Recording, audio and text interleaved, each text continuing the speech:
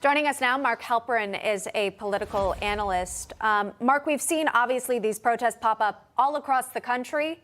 What we haven't seen necessarily is President Biden come out on camera and address it directly here. Talk to us about the political implication of these protests for the Biden administration. Well, it's close to home for me because that Fordham protest is about 3 blocks from my home. So I can hear some of the activity as it's been going on. And at the same time, that's uncommon, right? These are not widespread. And the political calculus the president's making, I believe, is that talking about it is only going to annoy one side, the other, or both. It's not a profile in courage. It's not great leadership. But I believe the White House is hoping that the events calm down and the president doesn't have to take a risk. If you're a great speaker, if you have the capacity, as Bill Clinton said, to talk the owls down from the trees, this is a moment to rise to the occasion and talk. If you're someone like Joe Biden, who has a history of getting in trouble with his mouth, I think they're making the calculation. It's not a time for leadership, it's a time for keeping his head down.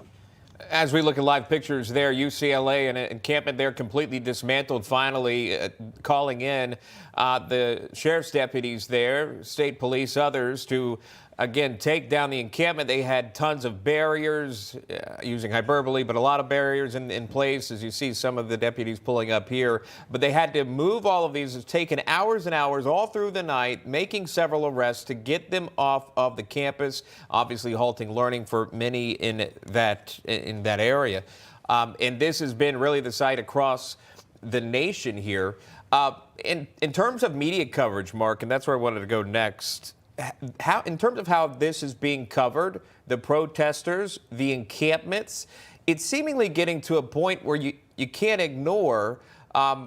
There's just not just a few bad actors that you're seeing within these encampments when you're calling for an intifada, when you're chanting from the river to the sea, death to Jews, Zionists, etc. It seems as if the media is even having a hard time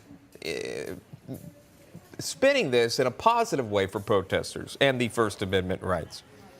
Right. Well, look, the First Amendment protects vile speech. And I think we need to be careful here about condemning speech as opposed to actions. If you're breaking university rules, if you're breaking the law, the speech doesn't matter. It's the activity that is being punished and should be punished. And to some of these universities, we'll see if they follow through. I think to the frustration of President Biden's political team, some of the more liberal media is covering this story big because it's a great TV story. They don't necessarily agree with the condemnation of law breaking, but I think they find it irresistible to cover. And again, normally what would they be covering? Donald Trump's criminal trial, Donald Trump's interview with Time Magazine, the abortion act, legislation in Arizona. But this story is both a great TV story and important as a snapshot of where some people, not a lot, but some people in this country are. And so it's getting a lot of coverage. And again, that's the great frustration of the Biden campaign and of the White House.